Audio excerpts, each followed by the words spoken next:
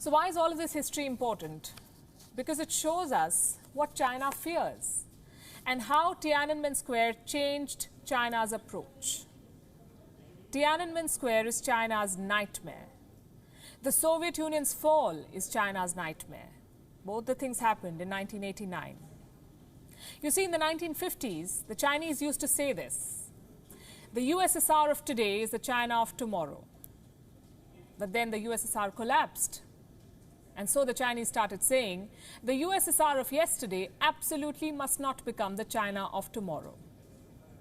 Since 1989, the Communist Party of China has been trying to avoid a similar fate. The CCP was determined to survive, is determined to survive. In 1989, they knew they had to change. But change did not mean political reform. It meant more oppression. It meant boosting the economy. China wanted to generate money to buy the silence of its people. Deng Xiaoping's vision of a socialist market economy became the Communist Party's official policy. By October 1992, the 14th Party Congress, China was looking to increase foreign trade and investment. Deng Xiaoping went for his second tour of southern China. He pressed for faster economic reforms. Voices within the party that opposed the market liberalization were silenced. In 1997, when Hong Kong was handed over to China, Beijing played safe. It pressed for the policy of one nation with diversity. You see, what the party grew to value the most in China was stability. And stability was achieved by suppressing political rights and human rights. After the Tiananmen Square massacre, Deng Xiaoping had reportedly said that 200 lives are a small price to pay for 20 years of stability. Clearly, when Deng said reform, he never meant democracy. He meant a new brand of socialism, the same one that President Xi Jinping is selling to the world right now. But history looms on the present. Today's China is dogged by two fears, as I've been saying: the ghost of Tiananmen Square and the collapse of the Soviet Union. Two things that Xi Jinping wants to avoid at all costs. In 2013, just after taking office, he gave a speech, and let me quote parts of it. Why did the Soviet Union collapse? One of the main reasons was the ideological confusion. Finally, the Communist Party of the Soviet Union, which was a great party, was dissolved like a flock of sparrows. The Soviet Union, which was a great country, collapsed.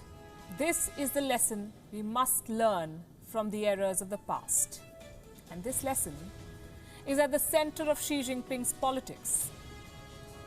He blames the collapse of the Soviet Union on three things. One, its leader, Mikhail Gorbachev. Two, its system, corrupt socialism. And three, its enemy, the West. Let's talk about the leader first, Mikhail Gorbachev. He brought reform to his country. Xi Jinping sees him as someone who lost an empire. He doesn't want to meet the same fate, and he doesn't want to introduce political reform for that reason. Second, the system. The Chinese Academy of Social Sciences released a book in the year 2011. It said that the root cause of the collapse of the Soviet Union was corruption. Guess how Xi Jinping read it? Fight corruption, or at least show that you're the enemy of the corrupt. And he's been at it since taking office with his anti-graft purge that takes high-profile targets but leaves out the president's friends and family. Xi Jinping is creating the mirage of a corruption-free society. Factor number three, the enemy, the West. China blames America's policies and America's supposed interference for the Soviet Union's fall. Blame the West has been China's mantra for quite some time now. It is doing the same in Hong Kong. It is blaming foreign forces for the protest. Despite all his learnings, Xi Jinping's fears seem to be coming true. Hong Kong is turning into another Tiananmen Square.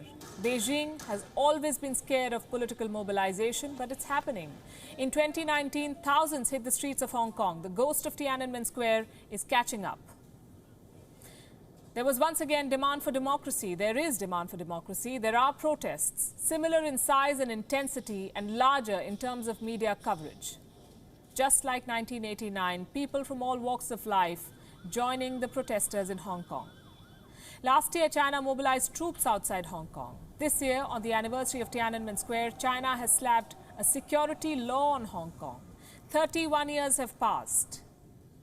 In 1989, China was globally isolated for killing unarmed protesters. In 2020, history is repeating itself. China's virus is killing its diplomatic ties. It is more internationally isolated now than ever. According to a report, China's Ministry of State Security presented a dossier to the leadership. And you have to hear what it said.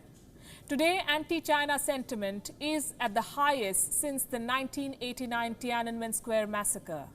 This was the conclusion of the paper, and this is the writing on the wall. China's worst fears are coming true.